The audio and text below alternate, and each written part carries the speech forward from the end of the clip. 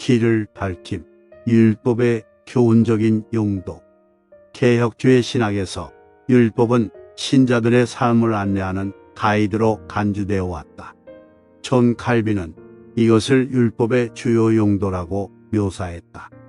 이런 의미에서의 율법은 의식법이나 시민법 또는 구약적 측면에서의 율법이 아니라 십계명과 그것에 함의된 내용들이다. 이것은 율법이 우리를 변화시키는 어떤 내재적인 능력을 지니고 있다는 의미가 아니다. 바울은 이 점을 로마서 7장 1절에서 8장 8절까지 확립한다. 율법은 연약하지만 그 이유는 그 자체에 어떤 결함이 있어서가 아니라 우리의 죄악된 본성 때문이다. 율법은 우리의 죄를 폭로하지만 우리를 거기에 내버려 둔다. 오직 성령만이 우리에게 새 마음을 주고 그리스도와의 연합 가운데서 하나님께 순종할 수 있도록 만드실 수 있다. 율법의 세 번째 용도는 율법이 기독교 신자인 우리의 삶의 규칙임을 확인시켜준다.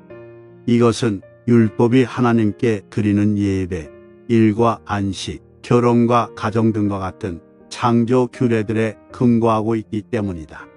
이처럼 율법은 창조 때 인간의 마음에 새겨진 자연법의 뿌리를 받고 있고, 그래서 율법은 시대를 초월해서 모든 사람에게 적용될 수 있다.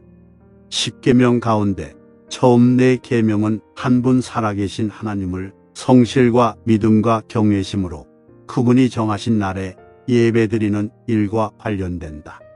그리고 나머지 6 계명들은 하나님으로부터 권위를 받은 사람들에게 마땅한 존경을 보일 것, 생명과 결혼과 재산과 개인의 명성을 보호할 것 이외에도 하나님의 은혜로우신 공급에 만족할 것을 요구한다.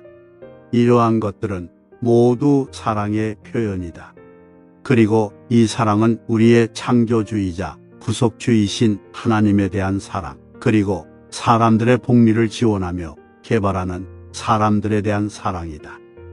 십계명은 인간을 창조하신 하나님의 뜻을 표현할 뿐 아니라 세상 끝날까지 지속된다. 예레미야를 통해 주어진 새 언약의 약속은 하나님이 새 언약 가운데서 자신의 율법을 우리의 마음에 새기실 것임을 확언한다. 예수님은 산상설교에서 랍비들의 외식화에 반대하여 율법을 확언하고 강화하신다. 예수님은 일관되게 율법을 행동에만 적용하시는 것이 아니라 생각과 말과 개인적인 태도에까지 적용하신다. 예수님은 율법이 폐지되었다고 주장하는 사람이면 누구에게든지 무섭게 경고하신다. 예수님이 모세율법을 2개의 큰 계명으로 축소하신 것은 10계명이 다른 것으로 대체되었다는 선언이 아니다.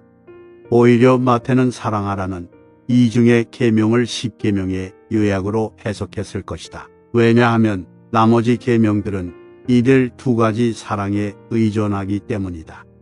율법은 사랑의 은혜가 어떻게 행사되는지를 묘사한다. 신약의 다른 기자들 역시 10계명을 복창하면서 그것을 그들의 맥락에 적용한다. 참으로 교회는 처음부터 10계명을 교리 교육에서 특별한 위치에 두면서 그것이 하나님의 뜻을 영광스럽고도 보편적으로 그리고 타당하게 표현한 것이라고 규정했다. 다양한 시기에 그리스도가 율법을 폐기하셨다는 주장을 떠벌리기 위해 율법 폐기론 그룹들이 일어났다.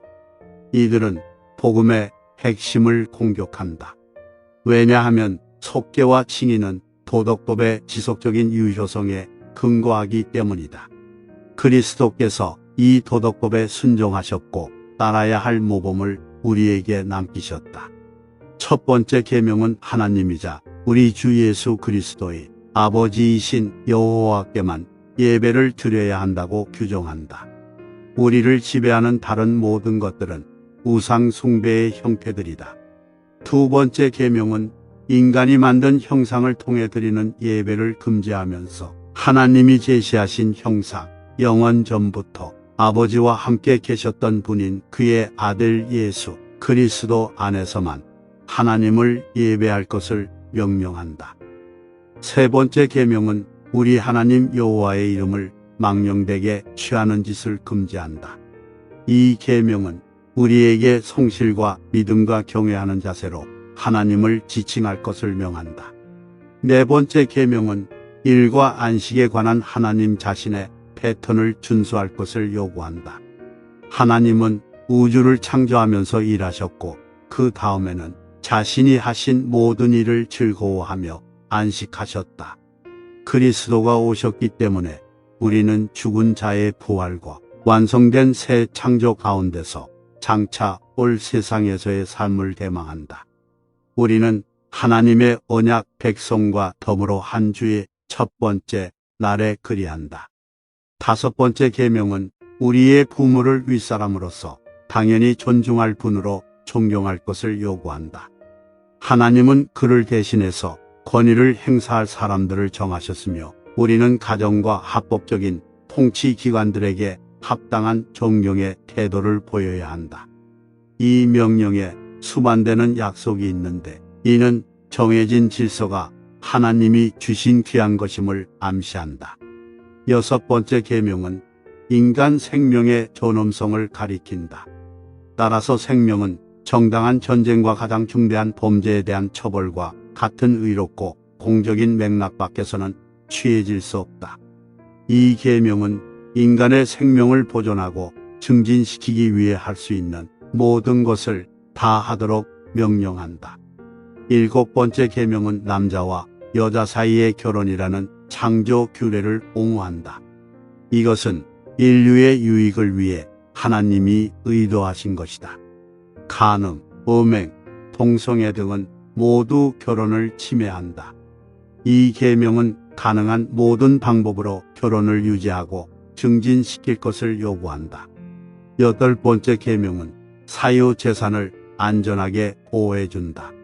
하나님은 모든 창조 세계의 주인이시며 그 일부분을 청지기인 사람들에게 맡기셨다. 이 계명은 개인, 공공 또는 기업체 등이 어떤 사람의 재산을 몰수하거나 한 나라가 다른 나라의 땅을 침탈하는 행위를 죄라고 선언한다. 아홉 번째 계명은 개인의 평판을 보호하기 위한 계명이다. 이 계명은 법정에서 다른 사람들에게 불리하게 말하는 거짓 증언을 경고한다. 이 계명은 다른 사람들의 선한 이름을 보호하기 위해 우리가 할 수 있는 일을 다 할 것을 요구한다. 열 번째 계명은 우리의 내적인 태도에 명백히 적용된다. 이 계명은 합법적으로 다른 사람에게 속한 것을 소유하고자 하는 탐욕과 욕망을 경고한다.